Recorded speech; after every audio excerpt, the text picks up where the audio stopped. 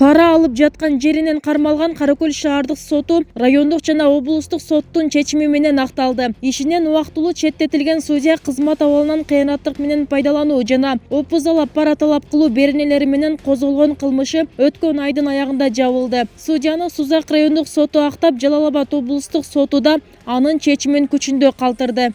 20 тысяч сом установлено по 1000 сом каждый.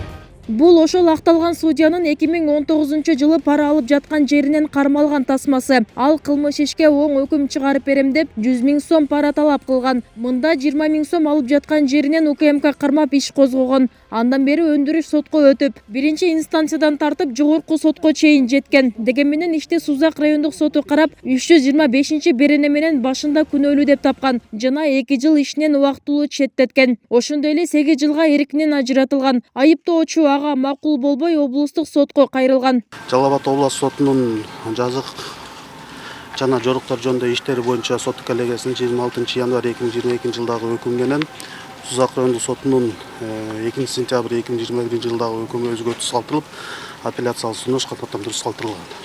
Бул азыр акталды, област сотунда күчүндө калган. Бирок бүгүнкү күндө азыр бул иш боюнча кассациялык тартануу түшсө, Кыргыз Республикасы жогорку сотунда каралат.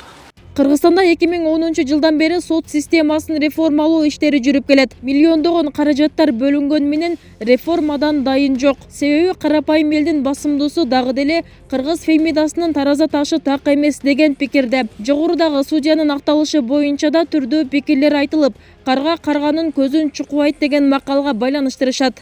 Ошол эле карга карганын көзүн чукубайт, чын эле сот эми бири-бирибизди колдойбуз дешеткен да, алар деле. Барынан эле сурасаң, азыр сотто адилеттүүлүк барбы деген суроону берсең, адилеттүүлүк жок деп 95% жооп берет да. Себеби элдин, карапайым элдин талабына эч кандай жооп бербей атат да сот бийлигичи.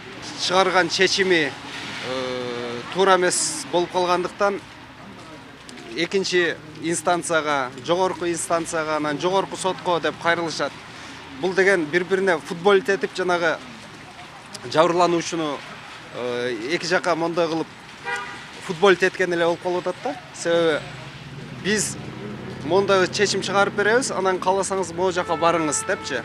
Ал акыйкаттуулукту билдирбейт, адилеттүүлүктү да билдирбейт. Бул жерде баягы эле жанагы эски система аркылуу иштеп атышат.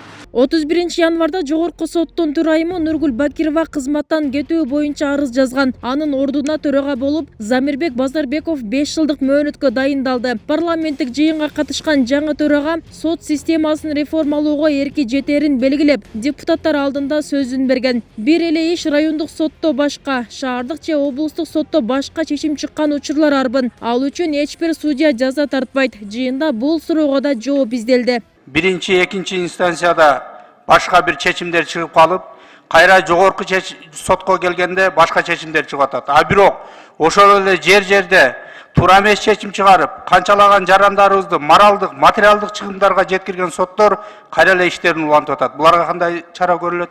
Буларга өзгөчө чара көрүлүш керек. Бул жөн эле куру бекер сөз менен калыш керек эмес. Ошол өзгөчө чараңыз кандай?